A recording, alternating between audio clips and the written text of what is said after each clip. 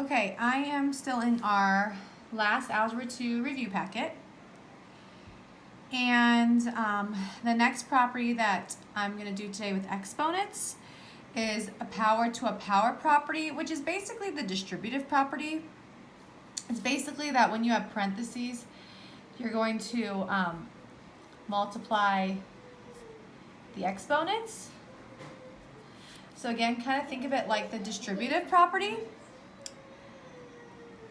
So let's say I had something like this, and I'm going to distribute the 6 in.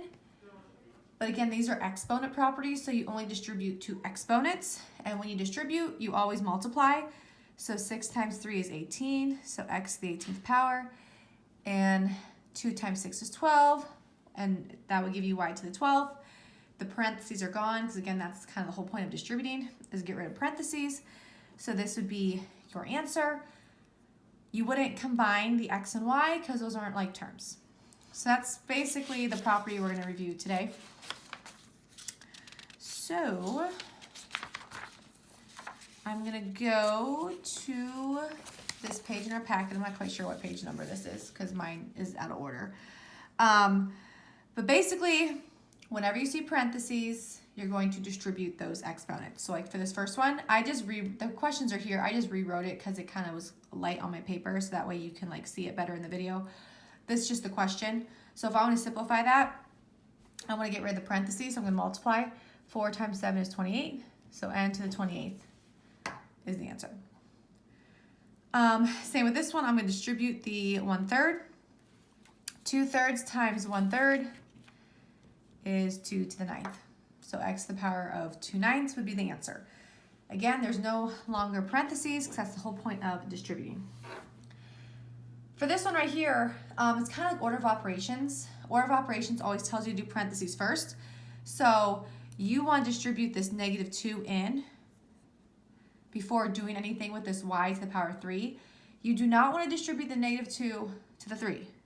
You cannot distribute outside parentheses. That doesn't work like that. So I'm just going to bring down the y to the 3. And 5/2 times -2 gives you -5. And these are being multiplied together.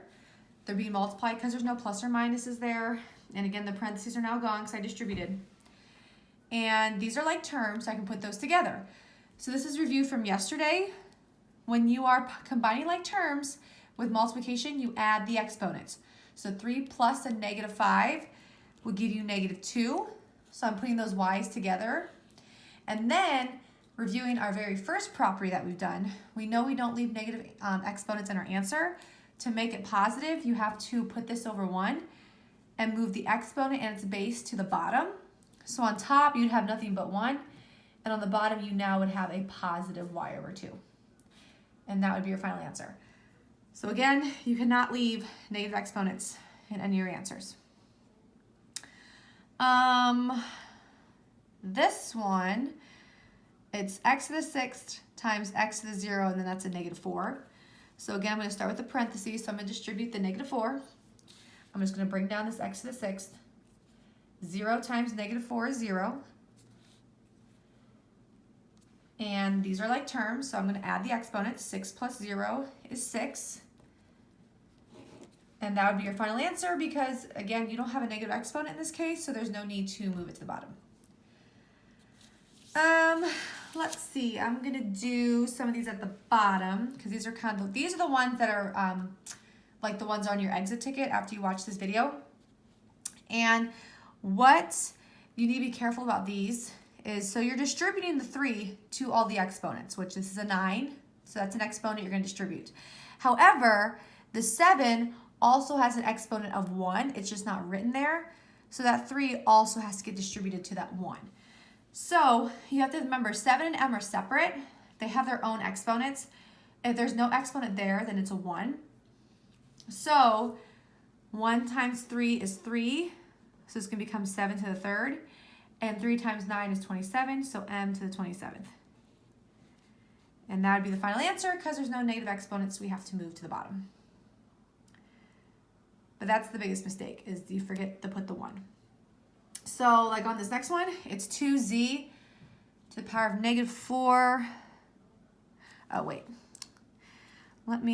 let's do this one over here because I have more room. I'm just gonna rewrite this up here just so I have more space. So 3g to the power of 4, and that's raised to the power of -2. Again, I gotta put a 1 on the 3 first, and I'm gonna distribute the -2 to the 1 and the 4. So 1 times -2 is -2, so 3 to the power of -2.